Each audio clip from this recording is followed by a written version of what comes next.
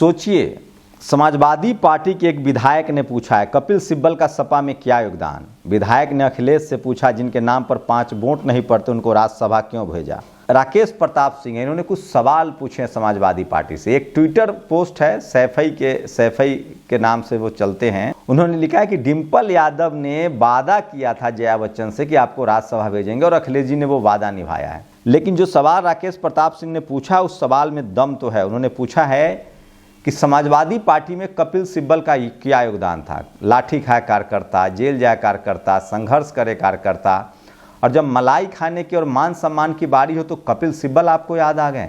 जया बच्चन 5वीं बार सांसद बनी है, उनका क्या योगदान है पार्टी में। उसके बाद अगला सवाल वो यहीं नहीं रुकते, उन्होंने पूछा कि जया बच्चन कब सड़कों पर होती है, कब संघर्ष करती है और क्यों 5 बार आपने उनको सांसद भेजा। यहाँ तक कि जयंत चौधरी को क्यों भेजा आपने, वो तो समाजवादी पार्टी में नहीं थे।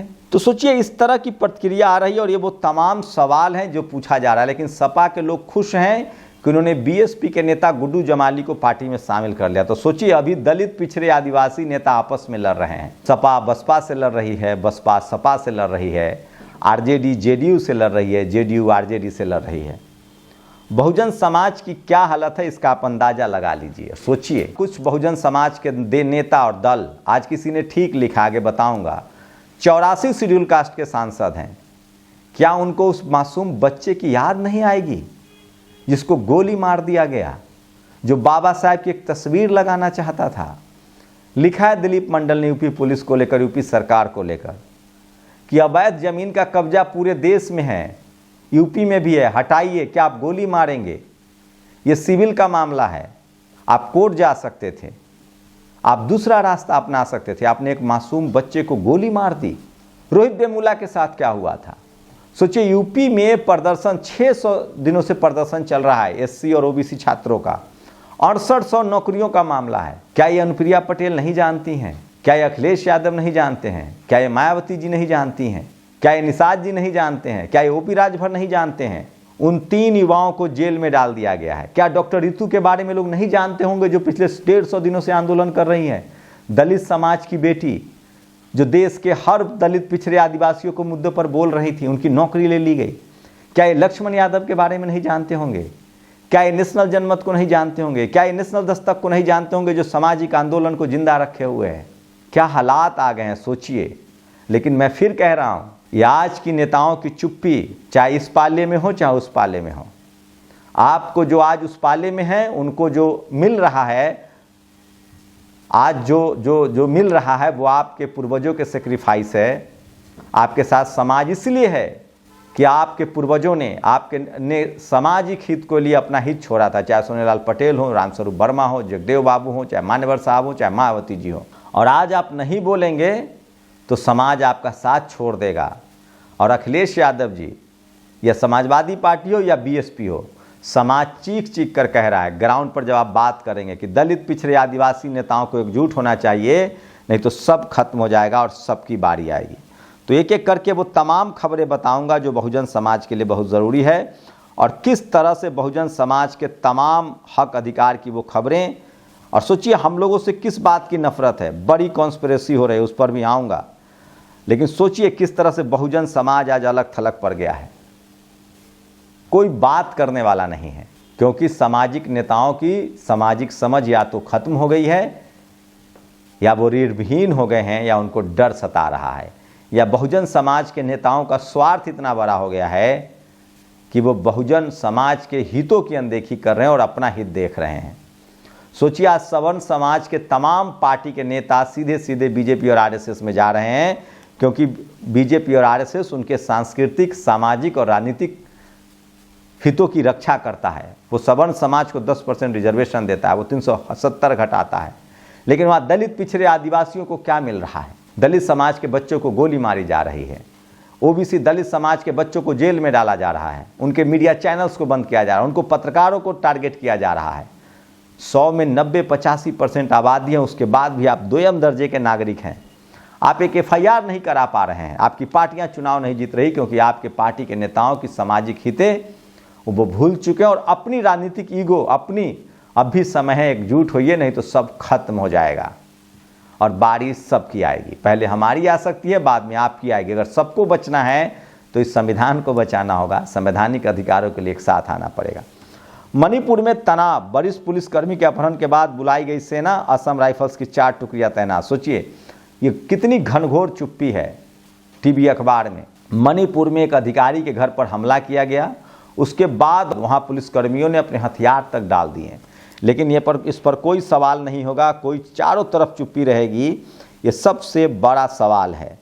तो सोचिए जिन तमाम बहुजन समाज के नेताओं का जो मान सम्मान है वो इसलिए क्योंकि उन्होंने सामाजिक हदों को चुना है। जय भीम, हास्यास्पद और अत्यंत दुखद। 210 मिलियन, सोचिए 210 मिलियन 21 करोड़ के अनुसूचित जाति की आबादी में 82 ईमानदार अम्बेडकरवादी नहीं है जो संसद में सीना ठोक कर अनुसूचित जाति की समस्याओं को उठा सके। क्योंकि एक बच्चे को गोली मार दी गई है, यूपी में गोली लगी है। किसकी गोली लगी है जांच का विषय है, वो बाबा साहब की तस्वीर को लेकर। बहन हेमलता बैरवा मामले को लेकर स्कूल के बाहर बैठे भीम आर्मी के साथियों पर किस तरह से लाठीचार्ज हुआ। सोचिए एक बहुजन समाज की शिक्षिका ने राजस्थान, देश भर से खबरें हैं, राजस्थान में 26 जनवरी को उन्होंने कहा कि ये आज राष्ट्रीय दिवस, 26 जनवरी राष्ट्रीय त्यौहार है। आज सुभाष चंद्र बोस, आज चंद्रशेखर आजाद, शहीद भगत सिंह, बाबा साहब अम्बेडकर, गांधी का दिन है, आज धार्मिक दिन नहीं है। उनको डिटैच कर दिया गया। और करने वाले भी कौन है सोचिए। रामपुर के अंबेडकर पार्क को लेकर दलित युवक को पुलिस ने मारा, गांव को पुलिस ने बनाया छावनी माहौल ऐसा। इस तरह के ट्वीट निरंजन सिंह ने वहां से ग्राउंड रिपोर्ट की है। हम तस्वीरें नहीं दिखा सकते, लेकिन सोचिए आरोप लग रहा है कि पुलिस की गोली से मौत हुई है। पुलिस ने भी अपनी बयान जारी किए हैं, वो भी मैं बताऊंगा। Pin drop silence on Manipur from television news channel. सोचिए मणिपुर में पुलिस कमांडोज ने अपने आर्म्स हाथ रख दिए क्योंकि उनके एक अधिकारी पर बड़ा हमला हुआ था। 200 हथियारबंद लोगों ने उनको घेर लिया था। तो ये स्थिति है इस देश के, क्योंकि वहाँ आदिवासी लोग पीड़ित हैं, तो चारों तरफ से घनघोर चुप्पी है। और ये तस्वीरें देखिए, यूपी के रामपुर में बाबा साहब डॉक्टर भीमराव अम्बेडकर जी के बोर्ड को हटाने को लेकर विवाद में पुलिस द्वारा लाठीचार्ज एवं गोली मारकर युवक की हत्या कर दी गई है। पीड़ितों से मिलने जा रहे भीम आर्मी चीफ भाई चंद्रशेखर आजाद जी को पुलिस ने संभल में रोक दिया है। तमाम लोग इस तरह से पुलिस पर गंभीर आरोप लगा रहे हैं। देखने वाली बात होगी कि पुलिस का जो बयान आया वो भी बताऊंगा आपको। रामपुर में किस तरह से एक नाबालिग बच्चे की अम्बेडकर के बोर्ड पर बवाल, पुलिस फायरिंग में 10वीं के छात्र की मौत, ये हिंदुस्तान अखबार ने लिखा है। इसको आकाश आनंद ने भी ट्वीट किया। यूपी में किसका राज है? बाबा साहब डॉक्टर अम्बेडकर और उनके संविधान पर बात करने पर क्या पुलिस मार देगी? ये भयानक है। एक 10वीं के नौजवान की पुलिस की फायरिंग में मौत हो गई। तत्काल न्याय हो और दोषियों पर कड़ी सजा मिले। लक्ष्मण यादव ने ट्वीट किया। तो सोचिए किस तरह के हालात हैं। किसी को जेल में डाला जा रहा है। दिलीप, सरकारी जमीन पर कब्जे के हर मामले में आप लोग इतने सख्त तो नहीं होते हैं। लखनऊ में उतने कब्जे हटवा लिए आप लोगों ने। यहाँ तो बाबा साहब की एक फोटो ही लगाई गई थी। पथराव के जवाब में पुलिस के पास कार्रवाई करने के और तरीके होते हैं। जमीन कब्जे का सिविल केस भी तो हो सकता था। बरेली जोन के एससीपी एडीजी पीसी मीना साहब से निवेदन है कि उच्च स्तरीय जांच के आदेश दें। ग्राम सिलई बड़ा गांव थाना मिलक क्षेत्र में हुई घटना के संबंध में दिनांक 27/2/2024 को शाम 5 बजे ग्राम सिलाई बड़ा गांव थाना मिलक में उप जिलाधिकारी मिलक, क्षेत्राधिकारी मिलक के नेतृत्व में ग्राम समाज की भूमि पर लगाए गए बोर्ड को हटाने गई टीम पर गांव की महिलाओं एवं अन्य व्यक्तियों द्वारा विरोध स्वरूप पथराव किया गया। इसी दौरान एक युवक की गोली लगने से मौत हुई है। रामपुर पुलिस का यह बयान है। इस संबंध वादी की तहरीर के आधार पर थाना मिलक पर सुसंगत धाराओं में अभियोग पंजीकृत किया जा चुका है। मृतक के सबका पंचायतनामा भरकर पोस्टमार्टम करा दिया गया है। प्रकरण के दृष्टिगत अब वरिष्ठ अधिकारीगण के साथ पुलिस अधीक्षक रामपुर में पुलिस बल घटनास्थल पर मौजूद है। अग्रिम वैधानिक कार्रवाई की जा रही है। तो ये सबसे दुखद खबर है। और बीजेपी में शामिल होने के बाद भी मामले वापस नहीं लिए गए हैं। ये अमित शाह का बयान है। जो लोग उस पार्टी में शामिल हो रहे हैं उसको लेकर प्रभाकर मिश्रा ने लिखा है। वापस ले लिए गए तो वापस जाने का भी तो खतरा है। और ये है वो 3 युवक। सोचिए 68, नीरज पटेल ने ये ट्वीट किया है। 6800 शिक्षकों की नियुक्ति कब? 69,000 शिक्षक भर्ती आरक्षण घोटाला। सोचिए ये लोग 600 दिनों से प्रदर्शन कर रहे थे। अमरेंद्र पटेल, विजय प्रताप यादव और वीरेंद्र कुमार, इन तीनों युवाओं को जेल में दलित पिछड़ों के वोट से मंत्री बनकर सत्ता का सुख भोगने वाले बीजेपी और उनके पिछलग्गू पार्टी के नेताओं को ये दिखता नहीं है। इस तरह से नीरज पटेल ने ये ट्वीट किया। इन तीनों लोगों को जेल में डाल दिया गया। सोचिए आप लोगों को समझना है, सड़क के नेताओं को चुनना पड़ेगा। लालू परिवार को बड़ी राहत, कोर्ट ने राबड़ी देवी और उनकी 2 बेटियों को जमानत दी है। सोचिए, परिवार लगातार। गुजरात में समुद्र तट पर पकड़ा गया 3300 केजी ड्रग्स, कीमत है 2000 करोड़। अमित शाह ने कही है बड़ी बात। तो सोचिए, इस तरह से सीबीआई ने सपा चीफ अखिलेश यादव को भेजा समन, जानिए क्या है पूरा मामला। तो इस तरह से लगातार अब अखिलेश यादव पर भी मामला, सबकी बारी आएगी। आप लड़िए आपस में, मत कीजिए गठबंधन। आपका ईगो इतना बड़ा है कि सबकी बारी आएगी, बारी बारी से। फिर जेल भेजो सबको। अगर किसी पर केंद्रीय जांच एजेंसी की चल रही है, उससे बीजेपी ज्वाइन की है, तो किसी भी सूरत में उनके केस वापस नहीं लिए गए हैं। अमित शाह का ये बयान है जिसको लेकर मोहम्मद उस्मान ने भेजा कि तो जेल भेजो सबको। सोचिए, लगातार बीजेपी पर आरोप लग रहे थे कि आरोपी उनकी पार्टी में जाकर धुल जाते हैं। बाम सेफ के संस्थापक सदस्य मानवर साहब कांसीराम जी के सहयोगी रहे। दीना भाना वाल्मीकि जी की जयंती पर सत नमन। आज उनको भी लोग याद करें। तो बहुजन आंदोलन जब तक नहीं बढ़ेगा तब तक बहुजन समाज के लोग सचेत नहीं होंगे। चंद्रशेखर आजाद ने बड़ा ट्वीट किया है। वो जा भी रहे थे वहाँ पीड़ित परिवार से मिलने, उनको नहीं मिलने दिया गया है। आकाश आनंद ने ट्वीट किया है। तो बहुजन समाज के नेताओं पर मेरी नज़र रहती है कि वो कब बोलते हैं, नहीं बोलते हैं। ये सबसे बड़ा सवाल है जो सोशल मीडिया पर आज वायरल है। और इसलिए एक नाबालिग बच्चे को गोली मार दी गई, इसीलिए क्योंकि वो बाबा साहब की तस्वीर लगा रहा था। जेल में भी डाला जा सकता था, केस दर्ज किया जा सकता था अगर वो सरकारी ज़मीन थी। सवाल ये है कि इस देश में दलित पिछड़े आदिवासियों का FIR दर्ज नहीं होता है। मुझे ऐसे दर्जनों कॉल रोज आते हैं। मेरे पास संसाधन नहीं है, लोग नहीं हैं। इस देश में एक नई कॉन्स्पिरेसी हो रही है। दलित पिछड़े आदिवासी समाज के लोगों को जेल बेल में फंसाया जा रहा है। सोचिए, आप अगर फूले पेरियार अंबेडकर इस देश के सामाजिक हितों की रक्षा करेंगे तो गोली मार दी जाएगी। क्या यूपी में सारी अवैध जमीन पर गोली चलती होगी? सोचिए, एक मासूम बच्चे की गोली लगने से मौत हो गई। चारों तरफ चुप्पी है।